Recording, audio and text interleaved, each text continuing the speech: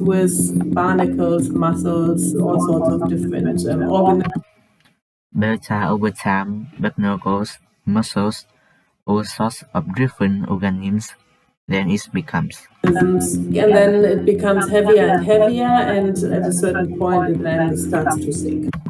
Heavier and heavier and at a certain point, and then starts to sink. Bergman's research is difficult to replicate throughout the ocean because of the Bergman's research is difficult to replicate throughout the ocean because of the challenge of surveying deep sea environments. of surveying the deep sea environments. But it suggests that some of that missing plastic might be sitting on the seafloor. But it suggests that some of that missing plastic might be sitting on the seafloor. Intact. Another clue complicates the mystery, though. This plastic crate from Taiwan. Another clue complicates the mystery through this plastic crate from Taiwan. It's one of the objects excavated during the harvest in the Great Pacific Garbage. It's one of the objects excavated during the harvest in the Great Pacific. It's one of the objects excavated during the harvest in the Great Pacific Garbage Patch. And what struck researchers was its production date. And what struck researchers was its production date, 1971. 1971. When they looked at the production dates of other objects, they saw a trend. A lot of it. When they looked at the production. When they looked at the production dates of other objects, they saw a trend. A lot of dates of other objects, they saw a trend. A lot of it was old. A lot of it was old trash. This was a new lead, because if the majority of plastic pollution degraded into microplastic. This was a new lead, because if the majority of plastic pollution degrades into microplastic or fell to the ocean floor, then what you'd see in garbage patches would be new plastic. Or fell to ocean floor, then what you would see in garbage patch would be new plastic. And that changed the story because the plastic that is accumulated at the surface of the ocean. And that changed the story of plastic that is accumulated at the surface of the ocean. Is actually very persistent. It's actually very persistent. The plastic we find in subtropical oceans may actually be there for decades. The plastic we find in subtropical oceans may actually be there for decades. Not centuries. If not centuries. It turns out the new plastic is far closer than the open ocean or the bottom of. It turns out the new plastic is far closer than the open ocean or the bottom of the deep sea. Le Breton's research found that plastic objects on coastlines have more recent. Le Breton's research found that plastic objects on coastlines have more recent production dates than plastic in the open. Than plastic in the open ocean. This clue led scientists to think a lot of debris actually stays close to shoreline. This clue led scientists to think a lot of debris actually stays close to shorelines.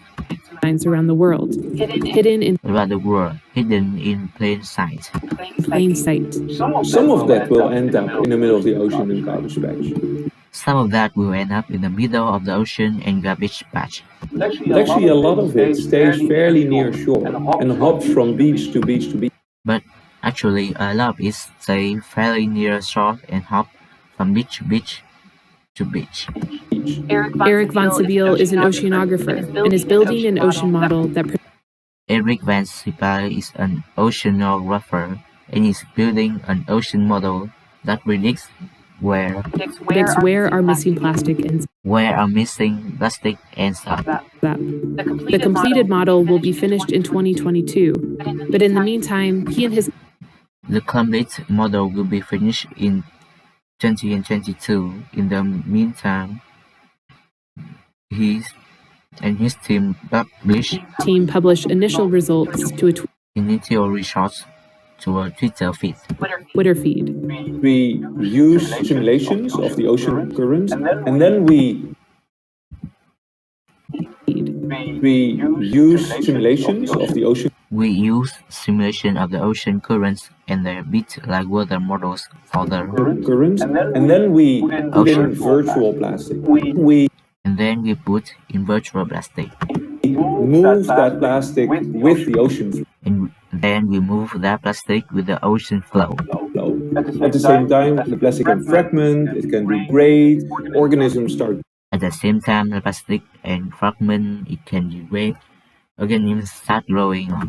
growing on it that weighs down the plastic so that it slowly starts to sink into the deep That weighs down the plastic so that it slowly starts to sink into the deeper ocean. ocean. So in that way, we're doing like this gigantic simulation of all of the ocean, So in that way, we're doing like this gigantic simulation all of all of the ocean, the plastic of all the plastic moving around. moving around. Van Sabeel thinks that a majority of plastic pollution is within 100 miles of shoreline.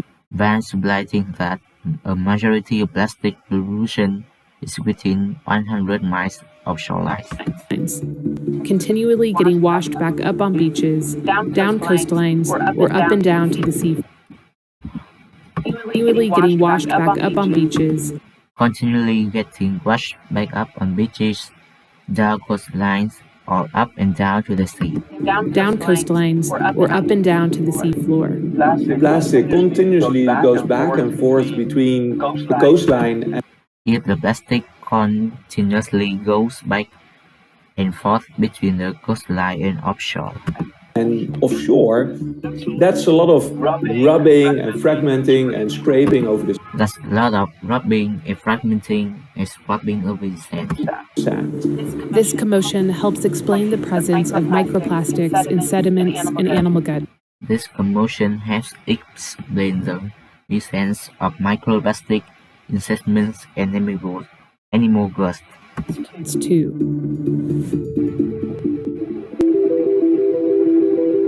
Laurent's organization is working on cleaning up the garbage patches Lauren's organization is working on cleaning up the garbage patch in the middle of the ocean.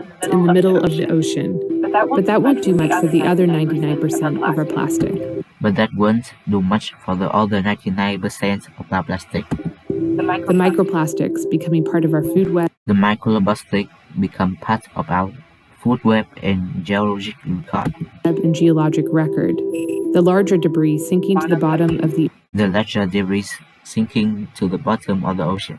ocean. And more likely than not, the stuff getting washed up on And more likely than not, getting washed up on the beach.